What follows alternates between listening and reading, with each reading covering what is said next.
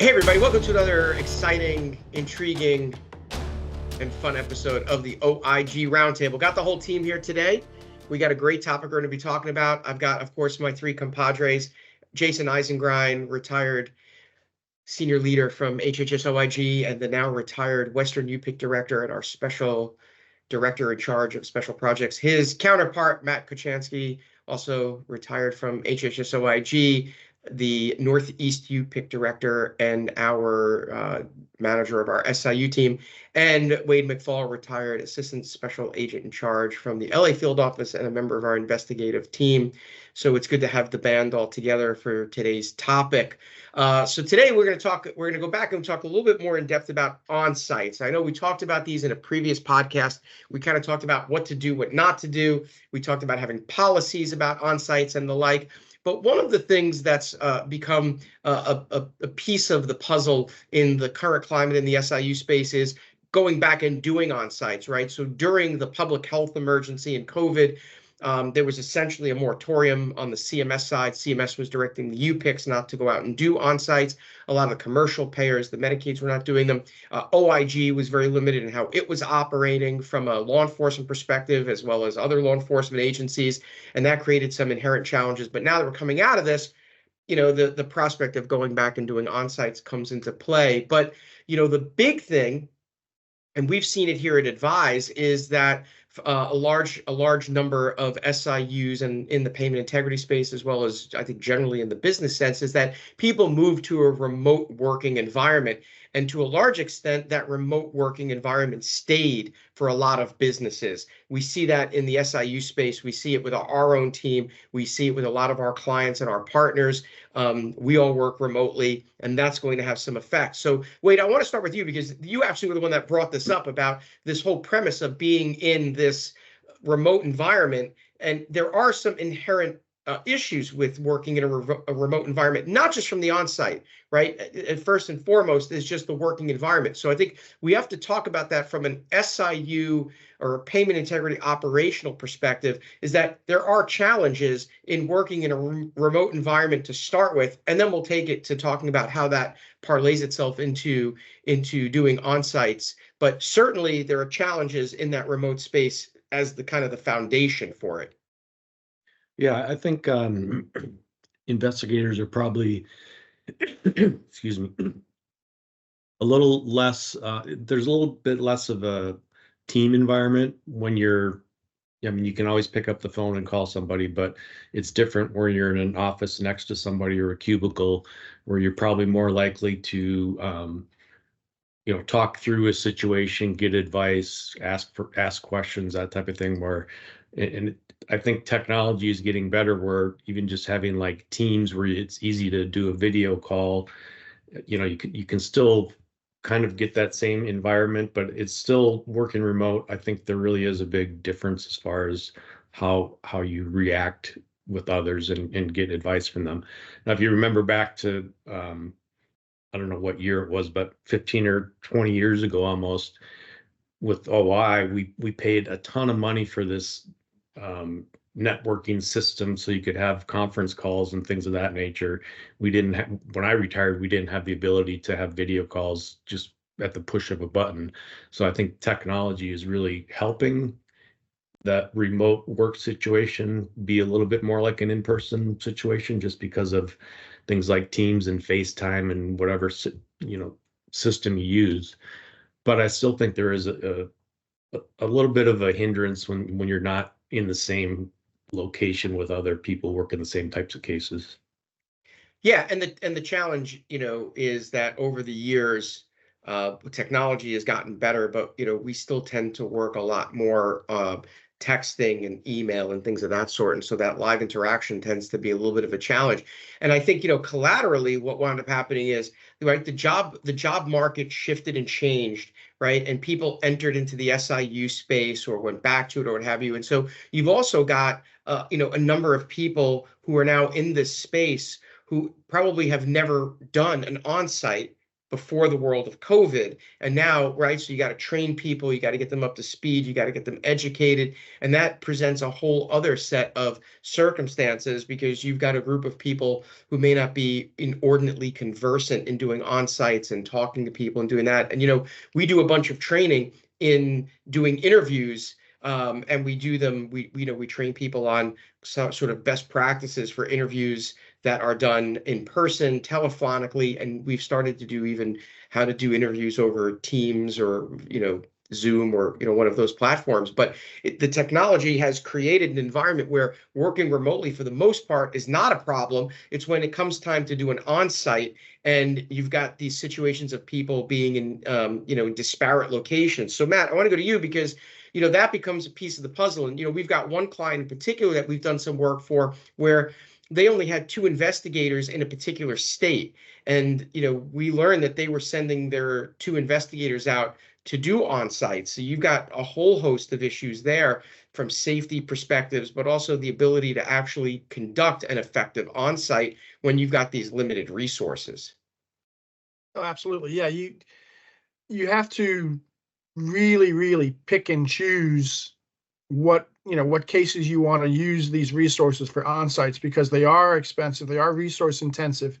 If you've got 2 people, you have to make the initial decision, are they even possible to do safely and effectively, because you've got X number of interviews that you have to do, record pulls, looking at the office, depending on the type of case, checking out the equipment, doing making the calibration checks on the equipment, all of those things.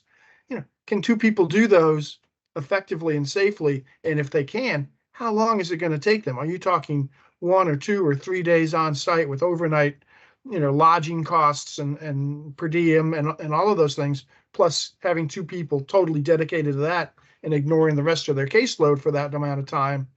You really have to be careful up front as to what cases merit an on-site visit, and what are you getting out of that visit that you couldn't get simply from a request letter or a Teams interview with the provider or their billing manager or whatever. To use your parlance, is the juice worth the squeeze? And so, wait, I want to go back to you because, Matt brought up a good point, which is that, what is the right number, right? 2 people we could certainly say it's never 1. And 2 is probably not the right number because you've got to have multiple things going on when you're doing an on-site, like interviews and such. And interviews should generally not be with 1 person. Interviews of, if we're talking about interviews of members where you're getting basic information, those are probably okay. But when you start to get into interviews of current employees, former employees, the provider, things of that sort, those really need to be done with a witness. So wait, I just want to go back to you for a minute before I go to Jaysen, which is this whole premise of resource allocation, right? And, I guess we think of on-sites very similarly to the way we would think about doing a search warrant or something like that. And it's not obviously in that same vein, right? It's not a law enforcement operation, but there's certainly from a logistics perspective, there are certain things that you have to think about, and there are certain things that you have to take into consideration when you are deciding to do an on-site. So, put your ASAC hat back on because these really are similar conversations. What are some of the logistical considerations that need to be taken into effect to do an on-site? Well, and it depends on if we're talking about like a mom and pop, doctor's office where it's 1 doctor and a secretary versus, someplace that has multiple locations. So now you go in and, you might be looking for certain records and they might be, well, they're at our headquarters, 100 miles away. I mean, you have to work all that out before you do the on-site, but, beyond just the logistics of how big is the place, like you said, you need several people to do interviews. You need to have kind of a safety. You don't necessarily have to have like a guard, but you have to have safety in mind. And I think to not only to the point where like at Advise where we work remotely, but I think a lot of the SIUs are working remotely. I think going back to is it worth it? The juice worth the squeeze? I really think that if it gets to a point where you need to do an on-site, it's almost like you have to really consider, is this something we need to refer to the Mofuku or somebody who has those resources. They have the government cards, they have law enforcement authority. It's really gets to a point where it's difficult for contractors to be able to come up with those resources to do it effectively. And I mean, if you're just going to like you say, maybe calibrate a machine or something like that, but if you're looking for records and conducting interviews and everything like that, it's probably something that maybe needs to be referred on to, law enforcement. Right. And In my the opinion. challenge is, and the real challenge is that if your SIU team is all over the country and you need to do an onsite, or you feel like you need to do an onsite, right? What Matt's talking about is some of these financial considerations that, that work into that. So Jaysen, I want to go to you because that really gets to this whole premise of policies, procedures, and that ROI. And, having been at the forefront as the director of a UPIC where budget was at the forefront, and it's a combination of appropriate resources and resource allocation. But what are some of the things that you're thinking of from that resource allocation, that ROI perspective, that's really got to be taken into consideration when making a decision to do an onsite where you've got to bring in those resources to help facilitate it? Well, keep your finger on the mute button because, there's a lot to offer on this. Everything that everyone has said is absolutely true, but two things can be true at the same time. The end of the story, though, so that, it gets in before you tap the mute button, is that this is all about case management. Every investigator worth his or her salt thinks like that investigation that they've committed to is the one that's going to need all those resources. We really do have to go to Guam, which is in the jurisdiction of the UPIC West and was a true story. So yeah, you really got to go to Guam, and guess what? It's a different day there. It's 25 hours to get there and whatever. And the investigator probably thinks like, yeah, I got my BDUs ready. I've had all my shots. I'm ready to go. The reality is it takes a case manager to assess whether or not, okay, I'll do it. The juice is worth the squeeze, or are you just going to end up with a lot of heartburn from drinking way too much orange juice early in the morning? So, you got to have somebody as the control rod assessing whether that's worth it or not. However, conceptually, I think artificial intelligence, algorithms, they're all great. We've talked about this on other podcasts, but we cannot dispense with human intelligence in lieu of, anything else. I mean, it just is so important to lay your hands and eyes on the actual situation. It just totally changes the dynamic. I mean, how many times all of us as agents, you got to go out and do a drive-by. Now, maybe you didn't need 24 drive-bys, but it was always amazing to me how many times, like when you physically lay your eyes on a situation, it totally adjusts the picture. Now, bringing it up to the operational level, in the mid 90s, OI said we're going to have at least 2 agents in every state. And of course, that became untenable from a budget point, and it had to reduce. And to your points, where is 2 really the right number? I mean, when I spoke to the agents up in Sioux Falls, and going to a very remote part of the state, a reservation with no telephone communication, no radio communication. How do you manage that? So it probably doesn't make sense to have people in the jurisdiction. The Western jurisdiction for the UPIC has 13 states and 3 Pacific territories. That you talk about disparate locations, it's just incredible. But there's another concept, and I'll leave it with this, even though I have a lot more. I know you're going to hit that mute button, is that all fraud is local. When you're looking at it and you say, well, wait a minute, this, $200,000 at risk in Wyoming just isn't worth it. And then you actually realize, there are some other issues that, again, it's about case prioritization, and that's case management. It has to do with like a patient harm issue or something like that, and you go in and you do it, and you actually end up with a $200,000 recovery. And organizationally, and frankly at CMS, it's like 200 grand. Is that really what we're paying you for? But at that state level, they just about wanted to hold the parade over that 200 grand. So you got to keep it in perspective of where it's actually happening and what your responsibilities are as an organization. Well, and the big point there that you just made is that it's going to be client specific, right? I mean, even as an SIU, you're oftentimes, you've got different operational things going on with different plans, and so that $200,000 may be nothing in the a drop in the bucket in the world of CMS, but to a state's Medicaid plan, $200,000 could be, could be a huge change. So, Matt, I want to go to you for the last bit of this, because some of this is also in that vetting and determining when when that juice is worth the squeeze, right? So, we're seeing a lot of instances coming in for us where providers are billing for what appears to be greater than a 24-hour period on E&Ms.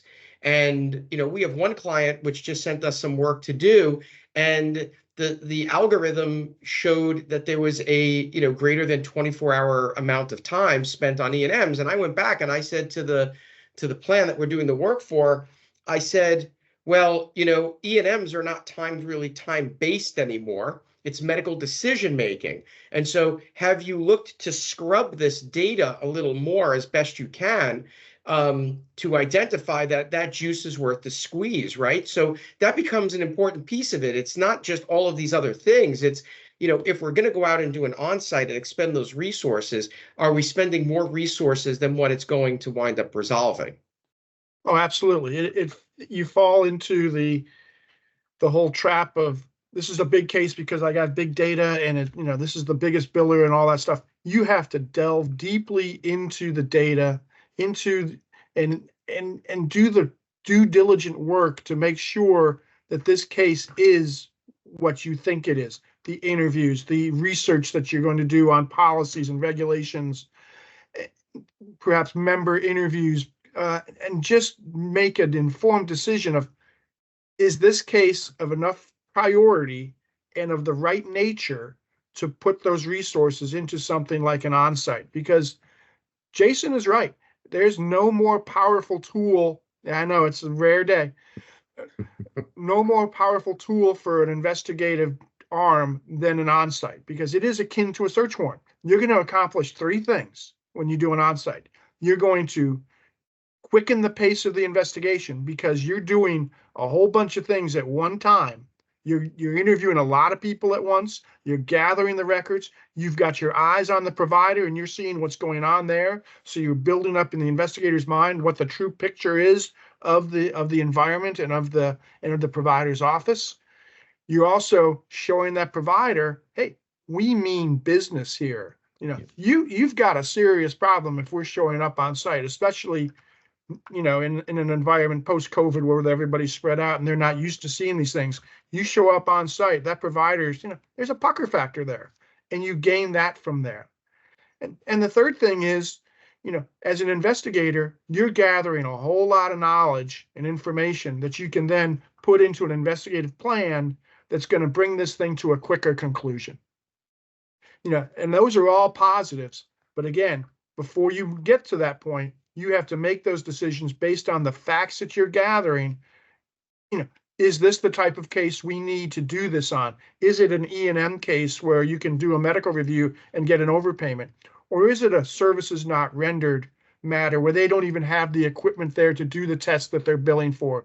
Is it, they're billing for hundreds of patients a day and you walk in there and it's their office is a Wally Watts shed that, that has two people in it. You have to really do the upfront work to make sure that it's going to be effective. Right. And I think that, the thing that you said, which is the important piece of that, is that the allegation. All of it was important.